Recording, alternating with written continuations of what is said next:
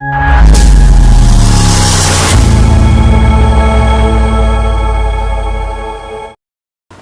The Lord. प्रभु आप सभी को आशीष दे। और आज की जो शिक्षा है, जो वचन है, बहुत ही विशेष है, इसलिए इस वीडियो को अंत तक देखिएगा ताकि आपका विश्वास बड़ा दृढ़ और मजबूत हो। आइए हम परमेश्वर के वचन में देखें। कुलुस्सी उसके 2 अध्याय उसके 6 पद से लेकर 10 पद तक यहाँ पे लिखा है, अतः जैसे तुमने मसीह यीशु को प्रभु करके ग्रहण कर लिया है, वैसे ही उसी में चलते रहो और उसी में जड़ पकड़ते हुए और बढ़ते जाओ। और जैसे तुम सिखाए गए वैसे ही विश्वास में दृढ़ होते जाओ और अत्यधिक धन्यवाद करते रहो। 8 पद, चौकस रहो कि कोई तुम्हें उस तत्व ज्ञान और व्यर्थ धोखे के द्वारा अपना अहर न बना ले, जो मनुष्य की परंपराओं और संसार की आदि शिक्षा के अनुसार तो है, पर मसीह की अनुसार नहीं। 9 पद, क्योंकि उसमें ईश्वर तत्व की सारी परिपूर्णता सदैव वास करती है। किसमें? प्रभु यीशु मसीह में सारी ईश्वर तत्व की सारी परिपूर्णता सदैव वास करती है और तुम उसी में भरपूर हो गए, और जो सारी प्रधानता और अधिकार का शिरोमणि है। सो आइए हम इस वचन को एक मैप के द्वारा, एक पेड़ के चित्र के द्वारा देखेंगे और उसके द्वारा हम जानेंगे कि हम कैसे मसीह में दृढ़ मजबूत हों, हमारा विश्वास उद्धार में कैसे मजबूत हो। आइए हम देखेंगे एक पेड़ के दृष्टांत के द्वारा मसीह में जड़ पकड़ना। देखिए एक पेड़ है ये, और इस पेड़ के माध्यम से हम आज देखेंगे हम अपने विश्वास को कैसे दृढ़ मजबूत कर सकते हैं। ठीक है, ये पेड़ है,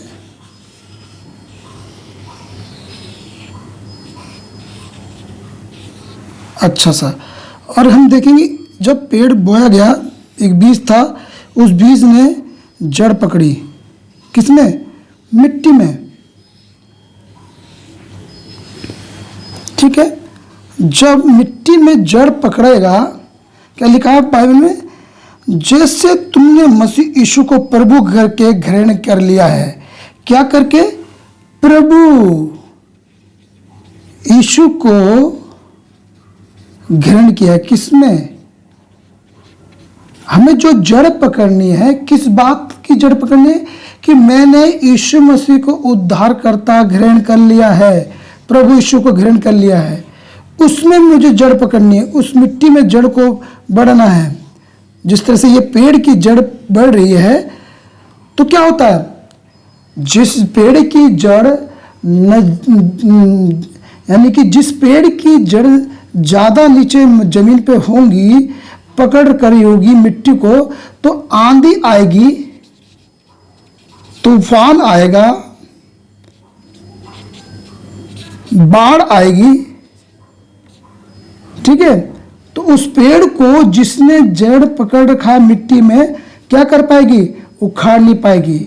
जिस व्यक्ति ने यीशु मसीह को ग्रहण कर रखा, मुक्तिदाता ग्रहण कर रखा है, उद्धारकर्ता ग्रहण कर लिया है, तो ये तूफान, ये आंधी क्या है? ये आंधी तूफान क्या है? दुख, परेशानी, कुछ भी है, सताव, ये क्या है? तो उसने जड़ पकड़ रखा है, तो क्या होगा? वो उसको उद्धार को खोएगा नहीं, क्योंकि उसने मसीह में जड़ पकड़ रखी है। लिखा है जैसे तुमने प्रभु यीशु मसीह को ग्रहण, उसी में चलते रहो और उसी में जड़ पकड़ते और बढ़ते जाओ। पहला काम क्या है? जड़ पकड़ना है। जड़ पकड़ते जाओ। किसमें?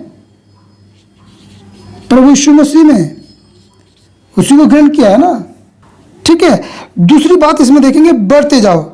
जड़ पकड़ते जाओ, दूसरी बात है बढ़ते जाओ, बढ़ते जाओ।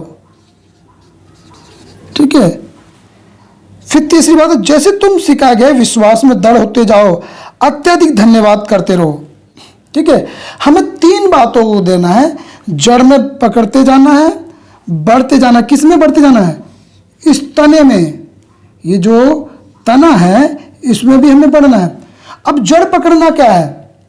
ध्यान देना, पहला काम हमारा है बाइबल अध्ययन करना।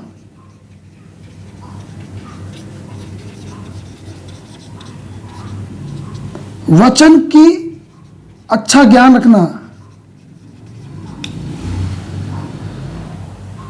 ठीक है, क्यों लिखा ना कि जैसे तुम सिखाए गए उसी में चलते रहना, यानी कि तुम्हें भरमाना नहीं है। अंतिम दिनों में ऐसे झूठे शिक्षक, ऐसे झूठे प्रचारक आएंगे, भविष्य आएंगे, ताकि तुम्हारा उद्धार अहर ना ले, तुम्हारा खो ना बैठे, ठीक है। सताव हो सकता है, जैसे मैंने कलीसिया में पूछा था सवाल, तो हमारी कलीसिया ने कई सारे जवाब दिए थे। बाइबल है का अध्ययन करना, हमारे जड़ पकड़ना होता है। सताव एक चीज है, सताव जब होता है, विरोध होता है, तो आपकी जड़ हिलेगी। आप कितना परमेश्वर में जड़ पकड़े हुए हैं तब पता चलता है। सताव में, विरोध में, जब मसीह को लेकर लोग आपका विरोध करेंगे, आपका अपने आप को मसीह को लेकर आपके अपने लोग आपका विरोध करेंगे, तुच्छ जानेंगे, विरोध करेंगे, तरह तरह की भाषा या तरह तरह का अपशब्द बोलेंगे, तब आपने प्रभु को ग्रहण किया है उद्धार करता, तो वो जड़ पकड़ी है, तो आप बने रहेंगे, इसमें ही जड़ पकड़ते जाएंगे, प्रभु में ही बढ़ते जाएंगे। सताव है, बाइबल अध्ययन करना है, निर्भर रहना है। हमारी कलीसिया में बहनों ने भाइयों ने बताया था, निर्भर रहना है, ये जड़ पकड़ना है। कोई सी भी परिस्थिति है उस पर निर्भर रहना है, हर परिस्थिति में।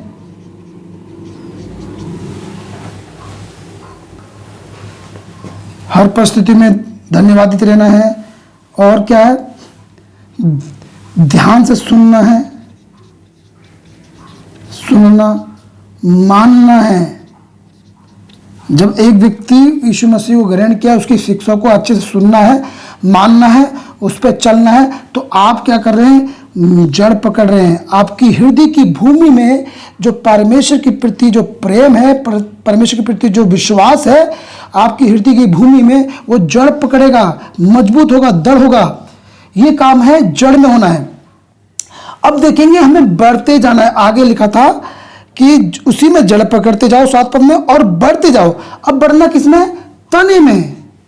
कई लोगों का क्या होता है, उदाहरण के तौर पर दिखा रहा हूं, ये एक पेड़ है, ठीक है, ये इतना ही बढ़ गया, ठीक है, परंतु जड़ फैल गई, जड़ तो नीचे तक गई, ठीक है। कुछ लोग जड़ तो पकड़ गए। अभी कैसे लोग हैं, क्या चीज दिखाई दे रही इसमें, कि ये जड़ तो फैल गई परंतु तना नहीं बढ़ा, जिस तरह से इस पेड़ होना चाहिए था। बहुत से लोग 10 साल हो गए हैं, 5 साल हो गए हैं मसीह में, यीशु में, परंतु बढ़ नहीं रहे। किसमें, प्रार्थना में। अभी भी बहुत से लोगों को प्रार्थना नहीं आती, वचन का ज्ञान नहीं है। 25 दिसंबर में ही केवल मिलेंगे, बाकी संडे में गायब हैं। तो छोटा तना क्या अच्छा लगेगा, नहीं। यहां पे देख रहे हैं, इसमें हमें बढ़ना, इस तने में हमें बढ़ना है। जब जड़ बढ़ गई है, पकड़ कर लिए, तो उसके बाद किस में बढ़ना है, इसमें बढ़ना है। अगर ये व्यक्ति बढ़ नहीं रहा तो क्या है, कहीं ना कोई कुछ कमी इस पेड़ के अंदर है, कोई ना कोई कारण है। ध्यान दीजिएगा, ये जो तना बढ़ता है, ये है संगति। बहुत से लोग मसीह में, प्रभु में क्यों नहीं बढ़ गए, क्योंकि उन्होंने संसार के साथ संगति करी है, इसलिए उनके जीवन में सांसारिक बातें हैं, इसलिए वो तना बढ़ता नहीं है, फल लाता नहीं है। संसार की बातें उनके जीवन में, संगति है। ये है परमेश्वर के साथ। किसके साथ, परमेश्वर के साथ। आपकी व्यक्तिगत प्रार्थना, व्यक्तिगत संबंध, व्यक्तिगत पास्टर के साथ, चर्च के साथ संगति। जब आप परमेश्वर के साथ व्यक्तिगत संगति करते हैं, आप पासवान के साथ संगति में बढ़ते हैं, कामों में बढ़ते हैं, आप चर्च की संगति में रहते हैं अपने, तो ये क्या होगा, इसका प्रभाव दिखता है। ये क्या होगा, बढ़ेगा, ये तना बढ़ेगा। फिर तीसरी बात थी, जैसे तुम सिखाए गए वैसे दृढ़ होते जाओ। ठीक है। तीसरा चीज है बढ़ना। जब एक पेड़ बन गया है तो क्या अब वो जड़ में फैलेगा, क्या तने में बढ़ेगा? नहीं, अब उसे किस में बढ़ना है? फल में। बीते दिनों में हमने अपनी कलीसिया में ये बताया और बहुत अच्छी तरह से सीखे, आप लोग भी सीखे। किस में फल बढ़ना है? फलों में। जितनी टहनियां फैलाएगा पेड़, जितनी टहनियां बढ़ेंगी उतना क्या होगा? वो फल लाएगा। ठीक है, तो फल लाएगा। क्या फल हो सकते हैं? देना, दशवांश देते हैं आप, भेंट देते हैं। 9 फल आत्मा के,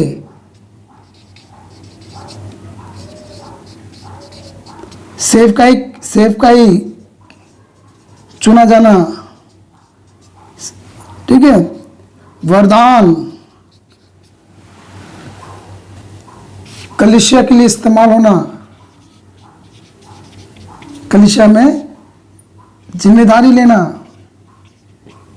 पासवान के साथ, पास्टर से आगे नहीं होना, पास्टर के साथ सहयोग देना। क्या होगा? पहले संगति हुई, जड़ पकड़ा, फिर तने में बढ़ा, संगति में बढ़ा, फिर प्रभु के राज्य के लिए इस्तेमाल होना, परमेश्वर के लिए फल लाने वाला पेड़ बनना। ठीक है, अब आप आगे एक वचन देखेंगे यीशु मसीह के बारे में, मत्ती 21 के 18 से 22 और मरकुस 11 के 12 से लेकर 14 और 20 से लेकर 22। यहां पर यीशु मसीह ने एक पेड़ को श्राप दिया। जानते हैं, पेड़ को इसलिए श्राप दिया क्योंकि वो अंजीर का पेड़ था। किसका था? अंजीर का पेड़ था। और यीशु मसीह के बारे में लिखा है मत्ती 21 के 18-22 में, यीशु को भूख लगी और वो इस आस से गया कि इस अंजीर के पेड़ के पास फल लगे होंगे। और मरकुस उसके 11 और 12 से लेकर 14 तक, 20 से 22 तक यहां पे लिखा, जब यीशु मसीह ने देखा इस पेड़ में क्या नहीं है? फल नहीं है। और बाइबल ये भी बताती है कि ये समय पेड़ का सीजन नहीं था, फल देने का सीजन नहीं था। अंजीर के पेड़ का फल देने का सीजन अभी बाद में आना था, परंतु यीशु को भूख लगी थी। क्या लगी थी? यीशु को भूख लगी थी। अंजीर का पेड़ था और यीशु मसीह अंजीर के पेड़ के पास गया और देखा इसमें फल नहीं है। क्या नहीं है? फल नहीं है। तो यीशु मसीह ने क्या बोला? अब से तुझ में क्या ना लगे? फल ना लगे। और इतना कह के यीशु मसीह चला गया। मरकुस उसका 11 के लेके 11 अध्याय के 20 से लेके 22 पद में लिखा, जब चेले वहां से निकले और अगले दिन जब उन्होंने पेड़ को देखा तो पेड़ क्या लिखा? पेड़ जड़ तक, यानी कि जड़ तक, ऊपर से लेके जड़ तक सूख गया था। बाइबल ये कह रही है कि पेड़ जड़ तक सूख गया। यानी जड़ तक सूखने का मतलब है कि अगर जड़ सूखी गई नहीं, पेड़ ऊपर से सूख गया तो क्या है? जड़ सूखी नहीं है, जड़ में पानी लगेगा। क्या लगेगा? पानी, खाद। तो क्या होगा? जड़ फिर से कल्ले फूट जाएंगे, फिर से पनप जाएगा। इसलिए परमेश्वर ने, प्रभु यीशु मसीह ने क्या श्राप दिया कि जा तुझमें फिर से फल ना लगे और कोई व्यक्ति तेरा फल ना खाने पाए भविष्य में। तो लिखा अगले दिन जब चेलों ने देखा कि जड़ तक पेड़ सूख गया है पूरे का पूरा, और इस दृष्टांत को देखकर चेले ने यीशु मसीह से पूछा, यीशु ने उस पर शिक्षा दी। मेरे प्रियो, यहां पर लिखा है, हम इस शिक्षा से एक बात को सीखते हैं कि परमेश्वर यीशु मसीह ने उस पेड़ को श्रापित किया, या उस पेड़ को श्राप दिया जिसका अभी समय नहीं था। देखो, परमेश्वर का इस पेड़ का समय नहीं था, भविष्य में आना था, परंतु कारण क्या था? यीशु ने श्राप दिया था क्योंकि यीशु को भूख लगी थी। यीशु को भूख लगी थी, इसलिए उस पेड़ के पास गया था आशा लगाकर कि ये फल देगा, परंतु वो समय नहीं था। जिस पेड़ का भी सीजन नहीं आया था, जिस पेड़ का भी समय नहीं आया था, उसको प्रभु परमेश्वर ने श्रापित कर दिया। उससे कहा कि अब से तुझ में फल ना लगे। मेरे प्रियो, कहने का मतलब यह है कि यदि आप संगति में बढ़ गए, आपने अच्छी जड़ पकड़ ली, आप मसीह में संगति में अच्छा ज्ञान बढ़ गए। लिखा भी है बाइबल में कि बहुत सी स्त्रियों के बारे में लिखा है कि ये सीखते तो रहती हैं, या अभी इनको तो गुरु हो जाना चाहिए था, परंतु अभी भी ये सीखते रहते हैं। यानी कि एक समय आ जाता कि आप परमेश्वर काम कर सकते हैं, सेवकाई कर सकते हैं, परंतु क्या है? हमें तो अभी बढ़ना है, इसी में तनों में बढ़ते जाना है। हमें इनमें बढ़ना है, डालियों में बढ़ना है, फल लाने हैं। क्या लाने हैं? फल लाने हैं। हमें उद्धार आना है। लोग बपतिस्मा लेते हैं, ये बपतिस्मा लेना, फल देना है, सेवकाई करना, वरदान आना मतलब है सेवकाई आना, फल आना, नो फल। ये किसको देने हैं? परमेश्वर में। जिस पेड़ को प्रभु ने श्रापित दिया, जिसका समय नहीं था, उसको श्राप दे दिया। अब सोचिए, यदि आप संगति में बढ़ गए, आपने जड़ भी अच्छी पकड़ ली, परंतु मुझे दूसरों के लिए प्रार्थना नहीं करनी है। क्या नहीं करनी है? दूसरों के लिए प्रार्थना नहीं करनी है, अपने लिए प्रार्थना करनी है। मुझे गलत लोगों में नहीं जाना है। हाँ ठीक है, गलत लोगों में नहीं जाना है, परंतु उन गलत लोगों को लाने के लिए जाना तो है। उन शराबियों को, उन गलत मार्ग में चलने वालों को, उनको गाइडेंस कौन देगा? एक फल लाने वाला पेड़। बहुत अच्छे भाई बहन आराधना जानते हैं, प्रार्थना जानते हैं, परंतु क्या है? नहीं करनी है। प्रभु ने अगर आपको किसी कलीसिया में रखा है, वहाँ आराधना कीजिए। आपको प्रभु ने अच्छा वरदान दिया, उस कलीसिया में कीजिए। जरूरी नहीं कि बड़ा स्टेट हो, जरूरी नहीं कि बड़ी सभा हो। आपको जो फल लाने वाला पेड़ है वो खुद ही चमकेगा, खुद ही वो फल देगा, लोग उस फल को लेंगे।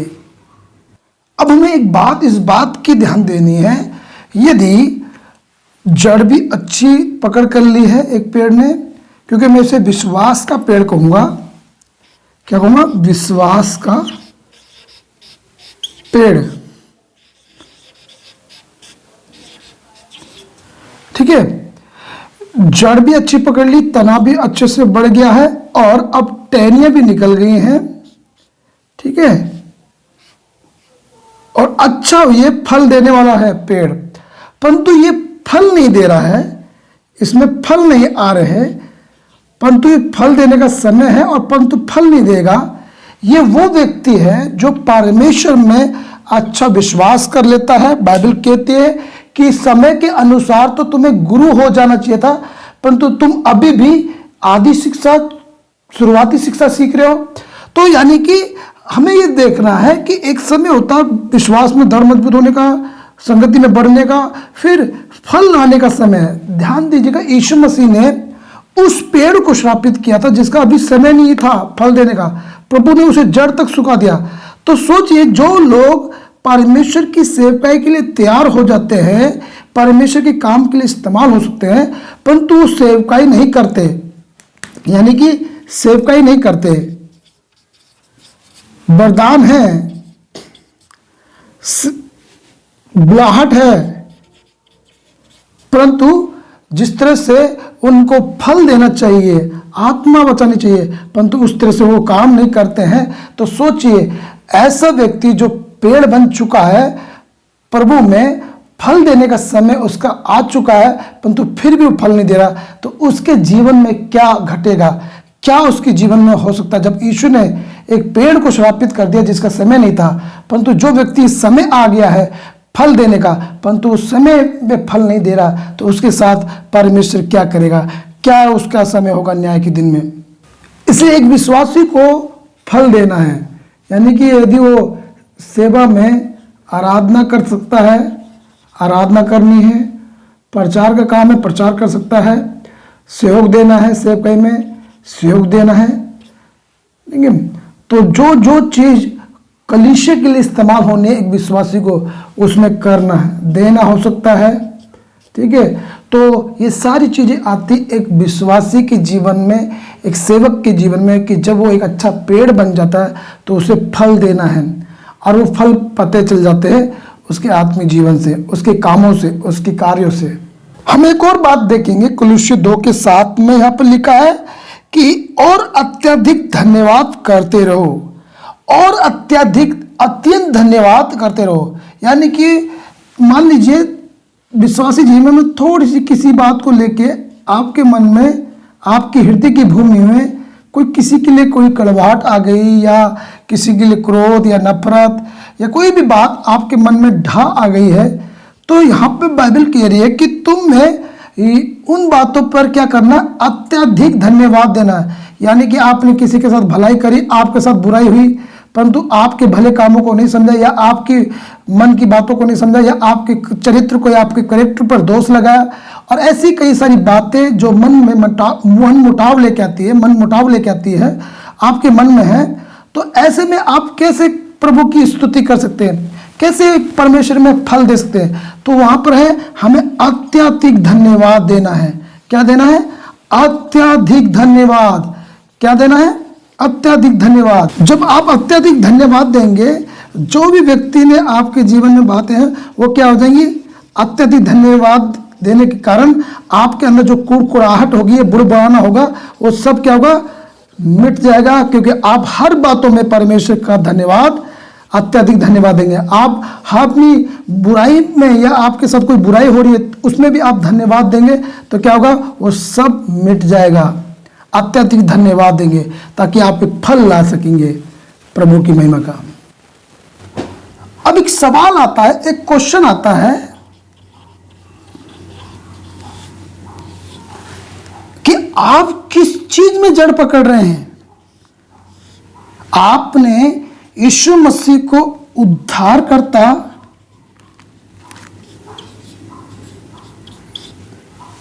किया है, उसमें जड़ पकड़ रहे हैं, उसमें बढ़ रहे हैं, उसमें आपकी जड़ें बढ़ रही हैं, उसमें आप बढ़ रहे हैं, या आपने चंगाई, बरकतें, आशीषें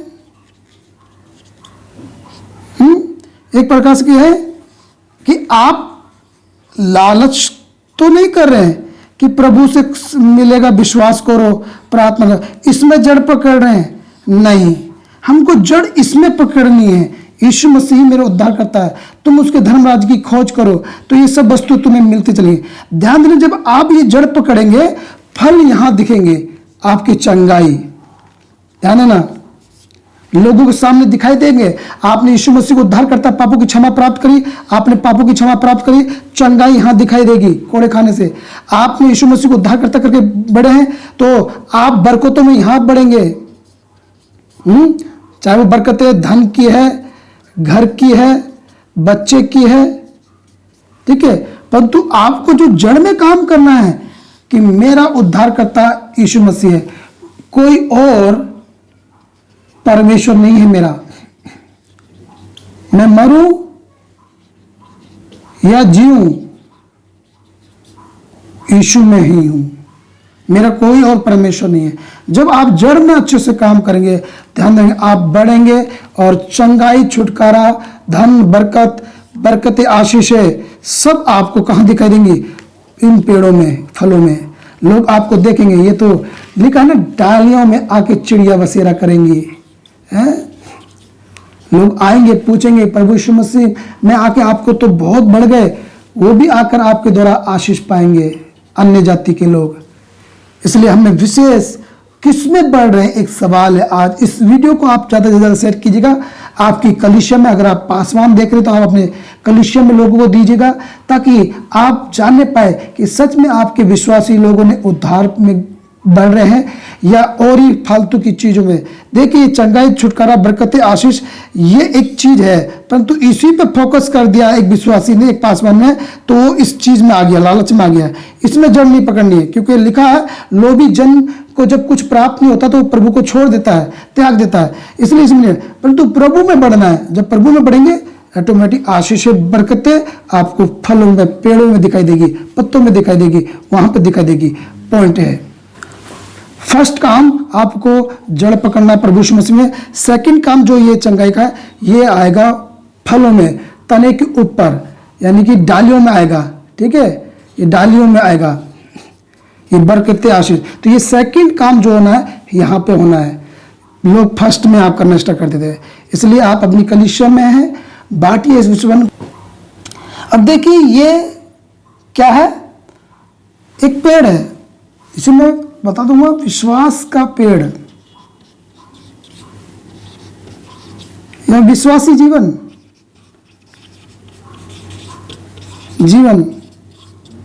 या आत्मिक जीवन भी कह सकते हैं, जैसा आपको समझ में आता है। देखिए, ये तना क्यों नहीं बढ़ा? क्या कारण है? जड़ तो बढ़ गई परंतु दाना नहीं बढ़ा। कारण क्या है? संगति नहीं ली किसकी, अगवे के साथ संगति नहीं ली। ठीक है, खाद पानी नहीं लगा तो कहीं और गया। ठीक है, इसलिए क्या हुआ, वो पेड़ जो फल नहीं लाया क्योंकि तना बढ़ा नहीं, वो नीचे तो बढ़ गया। 10 साल हो गए प्रभु ने, हाँ 32वां नहीं लिया है, सेवकाई नहीं करेंगे, प्रार्थना नहीं जानते, वचन नहीं जानते, क्योंकि यहां बढ़ता है ना इंसान संगति में। क्यों? 10 साल तो हो गए प्रभु में परंतु प्रार्थना नहीं जानते हैं, दूसरों के लिए दुआ नहीं जानते हैं। 32वां नहीं लिया, ऐसा ले भी लिया तो जीवन क्या है? संसार का है, संसार की परंपराएं, आदि शिक्षा लिखा है ना, क्या लिखा है? चौकस रहो, 8 पद लिखा, चौकस रहो कि कोई तुम्हें उस तत्व ज्ञान और व्यर्थ धोखे के द्वारा अपना अहर ना बना ले, जो मनुष्य की परंपराओं और संसार की आदि शिक्षा के अनुसार तो है पर मसीह के अनुसार नहीं। ऐसी नॉलेज, ऐसा विज्ञान की बातें, ज्ञान की बातें, जैसे वो लिखा नहीं है, विज्ञान कहता है कि मनुष्य की उत्पत्ति बंदर से हुई है या मनुष्य की उत्पत्ति एक विस्फोट से हुई है। ऐसी शिक्षाएं, ऐसी परंपराएं और ही किसी चीज़ को लेकर, तो क्या है, उसमें रुक जाता है मसीह में बढ़ने से, संगति में बढ़ने।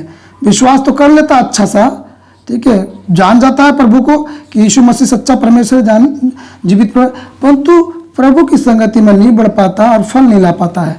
और फिर क्या होता है? आहर कर लिया जाता है।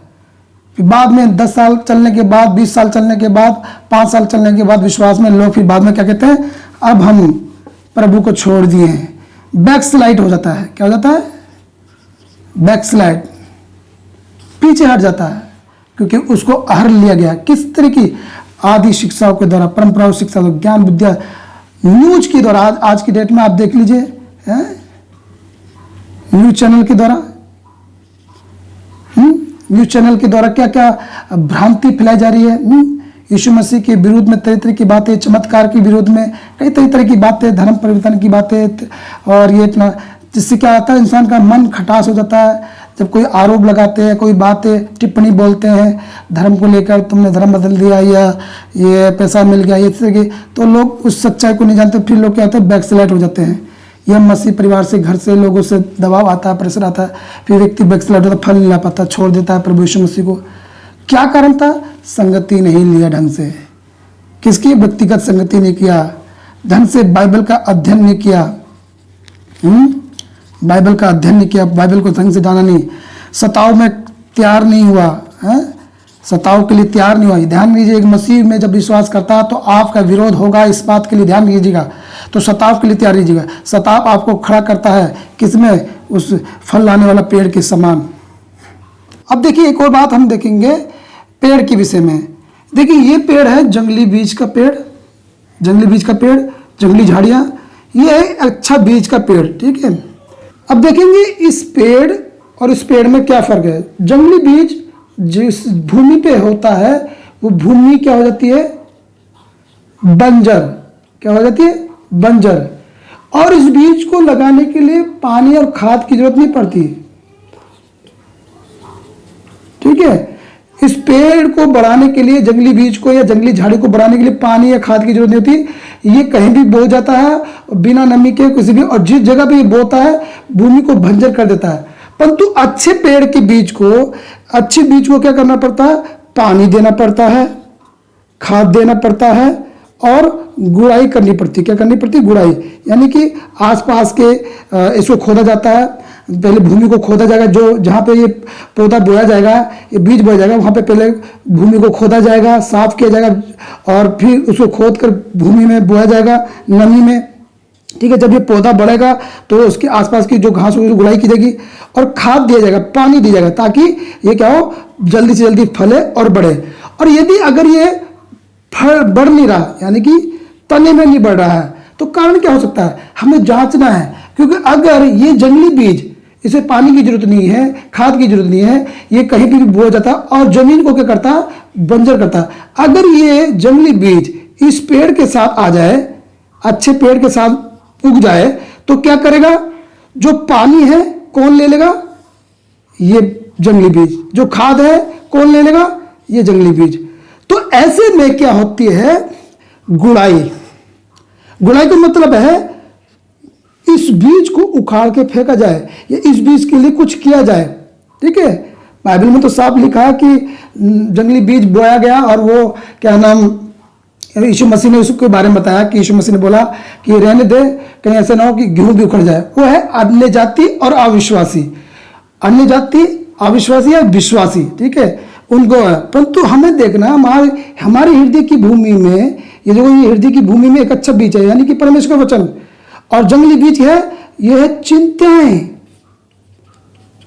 ठीक है, डिप्रेशन, किसी बात को लेकर तनाव है, चिंता, डिप्रेशन, तनाव, नकारात्मक बातें, क्या है, बातें या सपने, ऐसे नकारात्मक सपने जो आते हैं, ठीक है, ये अचानक अगर आपके जीवन में आएंगे, कोई चिंता की बात एकदम तुरंत आई, तो ये पेड़ क्या होगा, जंगली बीज का पेड़, डिप्रेशन, तनाव, चिंता, नकारात्मक बातें, सपने, अशुभ सपने जब आते हैं, ये क्या करते हैं, इस पेड़ को, तने को दबाते हैं। लिखा भी है कि जंगली झाड़ियों में बीज बोया गया, वो दबा देता, फल नहीं आने देता। तो क्या होगा, ये रातों रात बढ़ जाएंगे, रातों रात ये इस पेड़ से भी ऊपर हो जाएंगे। ठीक है, चिंता एकदम बढ़ गई, हावी हो गई। अगर जड़ पकड़ानी है तो फिर क्या करेंगे, ये हृदय की भूमि को क्या करेंगे, ये चिंता क्या करती है, बंजर करती है। बंजर का मतलब जानते हैं, पानी है प्रार्थना, खाद है वचन। ठीक है, जब आपके जीवन में चिंता या डिप्रेशन, तनाव या नकारात्मक बातें, सपने ऐसे घुस जाते हैं, विचार में मन में आते हैं, या संदेह, ठीक है, संदेह, तो उस समय आप प्रार्थना करने बैठेंगे, ठीक है, आप वचन पढ़ने बैठेंगे, तो आपका मन नहीं करेगा प्रार्थना करने का, वचन पढ़ने का। तो समझ जाना, ये जो ये पेड़ है, जंगली बीज का पेड़ आ गया है, जो आपकी हृदय की भूमि को बंजर कर रहा है। यानी कि प्रार्थना में मन न लगना, वचन न पढ़ना और संगति से दूर हटना प्रभु की, तो वो आपके हृदय की भूमि को क्या कर रहा है, बंजर कर रहा है। लिखा है, और यहाँ पे लिखा है गुड़ाई। गुड़ाई करने का मतलब है हमें समीक्षा करनी है। कोई पाप आपके जीवन में तो काम नहीं कर रहा, जिसके कारण आप प्रार्थना में नहीं बढ़ पा रहे, संगति में नहीं बढ़ पाए, या आपके अंदर नकारात्मक सोच तो नहीं है, तनाव, डिस्ट्रेस, टेंशन, तो क्या करना है, आपको उसको निकाल के फेंकना है, चिंता को, क्योंकि वो आपके पानी, आपकी खाद को ले लेगा।